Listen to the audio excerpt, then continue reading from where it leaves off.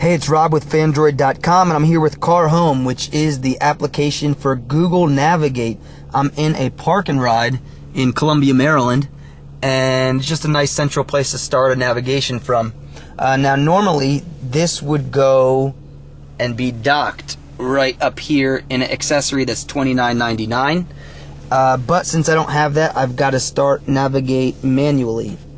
So let's go ahead and just select Car Home, and this is what you would see as soon as you put it in your dock. So the options in here are View Map, Navigation, Voice Search, Contacts, Search, and Home exits the application.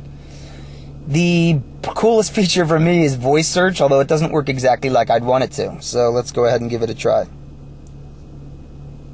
Best Buy.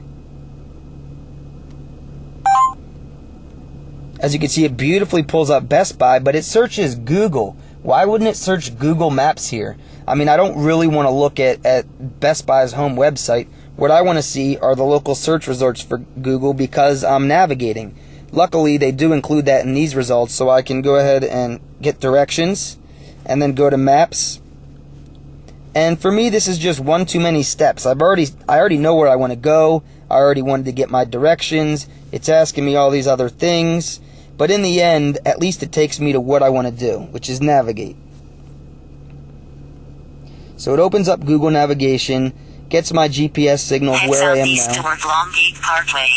And in 500 feet, turn right onto the ramp to Maryland 100 East. And it starts the navigation. Now the navigation is wonderful. The the arrow of where you are is accurate. It usually tells you when your turn's coming up, perfectly well before you need to turn.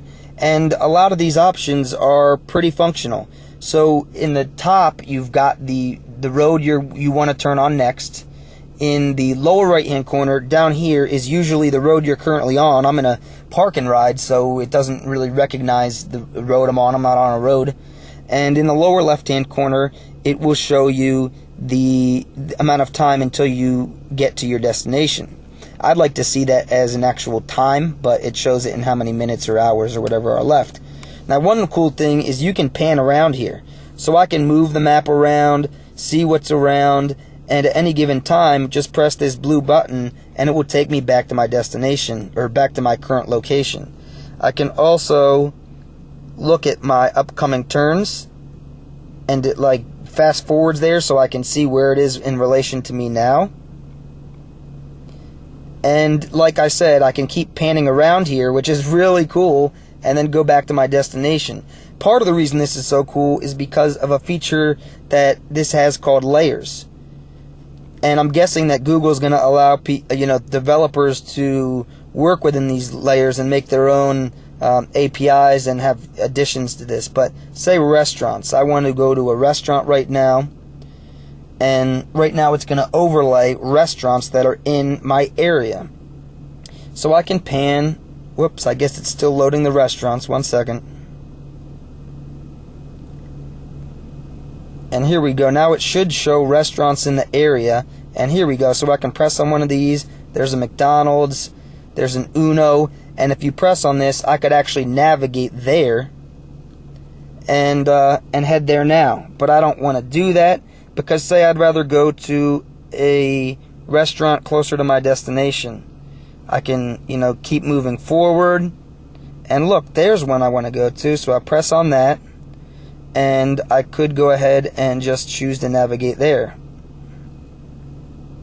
instead of going to Best Buy, or I can go to Best Buy next. And it looks like it doesn't have that address perfectly in there.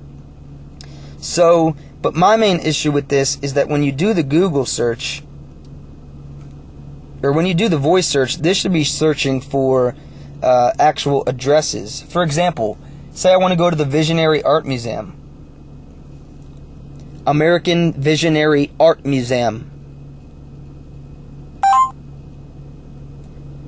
And, oh look, it actually does come up with it. 800 Key Highway, Baltimore, Maryland. So, let's do that instead. Let's get directions there, using maps. Okay, that's wonderful, right? Great, but let's suppose we didn't do that. Let's suppose we just had the address, 800 Key Highway. And we'll keep going back. Let's do the voice search for that. 800 Key Highway, Baltimore, Maryland. Oh my gosh, you guys, I swear that this hasn't been working very well previously. I'm pretty amazed right now that this is working so well. So, but I would love to have this searching for maps, searching maps rather than searching Google. Because before, when I searched for Best Buy, if I didn't want to go to that Best Buy, I didn't have an option. Head southeast toward Longgate Parkway. I might have 500 feet. Turn right onto the ramp to Maryland 100 East. I might have had a different Best Buy in mind, but it would have only let me go to that one Best Buy. My other problem is that, say I want to exit navigation, right? Oops, see, I'm in maps now. This shouldn't, navigate and maps should be two totally separate things. I don't want to be in a map. I want to be navigating. Now, when you go into navigate, you're never going to see that 3D view unless you have a destination in mind. Why can't I press navigate and immediately see the 3D view, where my car's driving, what roads are coming up next? All that should be available in the regular navigate view. And the fact that there's this mix-up and complete mashup of maps and navigation, it doesn't make sense to me. In my mind, the differentiation pitch should be between 3D and 4D. In navigate, you should always be driving. It should show you where you're driving, where you are now, and an arrow above your car.